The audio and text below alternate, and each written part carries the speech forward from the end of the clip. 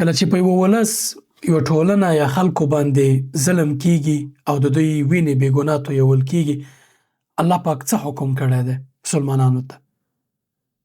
وَأَعِدُّ لَهُم مَّا اسْتَطَعْتُم مِّن قُوَّةٍ، دا قرآني قاعده ده. الله پاک فرمای سورة انفال کې وَأَعِدُّ لَهُم مَّا اسْتَطَعْتُم مِّن قُوَّةٍ، او د دوی دپاره څومره قوت چې تاسې کوای شئ برابر کړئ.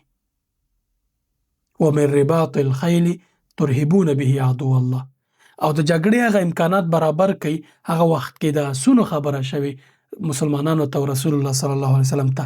نننۍ عصري نړۍ کې نظامي امکانات دي، الوتکې دي، نور هغه امکانات دي چې ضرورت ورته وي د هېواد د دفاع دپاره، د خپل ولس د خپلو مسلمانانو د دفاع دپاره. قاعده څه ده پکې؟ ترهبون به عدو الله وعدوکم، د الله دښمنان او ستاسې دښمنان پرې وډاروئ. دومره قوت برابر کړئ، نظامي قوت، دومره د جګړې یا د خپلو خلکو د دفاع دپاره داسې امکانات برابر کړئ چې تاسې کوای شئ خپل دښمن د الله دښمن او خپل دښمن پرې وډاروئ. ډار څه وخت پیدا کېږي ستا په دښمن کې؟ چې کله ته تر هغوی ډېر امکانات ولري، هغوی ستانه وډارېږي. کله چې ته دغه امکانات ولرې، بیا هغوی مخکې له دې چې اقدام وکړي فکر کوي په خپل کار باندې. اوسنۍ نړۍ متفاوته ده، د جګړې تکتیکونه وخت په وخت بدلیږي. خلک د خپلې دفاع دپاره ډېره سرمایه ګذاري کوي، امکانات برابروي، ځوانان یې خپل وخت وقف کوي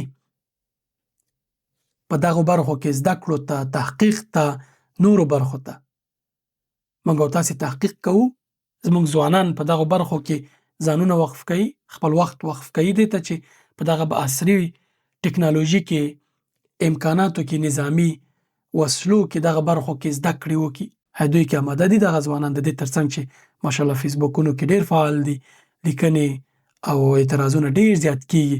خو آیا چا له ځان سره دا فکر وکړه، دا نیت یې وکړه، دا اقدام یې وکړه چې زه به په عصري ټکنالوژي کې چې د هغې په مټ د هېواد دفاع کېږي په دې برخه کې کار کوم، خپل وخت به وقف کوم، زده کړې به کوم، تحقیق به کوم، امکانات چې کوم زه لرم دا به برابروم د خپل هېواد د دفاع دپاره.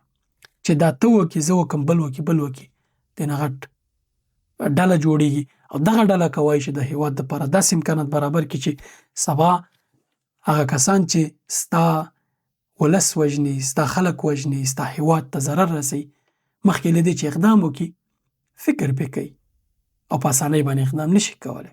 داسې په بېغورۍ باندې چې ولسي وګړي ووژنه او قرار کښېنه. د همدې دپاره الله پاک دا قاعده ټاکلې ده چې ته به دومره امکانات برابر چې ستا دښمن به له تا ډارېږي. دغې ته کار کول پکار دي او دغې ستراتیژیک هدف دپاره ځوانانو کې انګېزه پیدا کول پکار دي، ځوانانو ته لارښوونې کول پکار دي او د ځوانانو ملاتړ پکار دي، د امت یووالی پکار دی، د ولس چې باید یو لاس شي او هر څوک په خپلو برخو کې فعال شي، امکانات برابر کړي.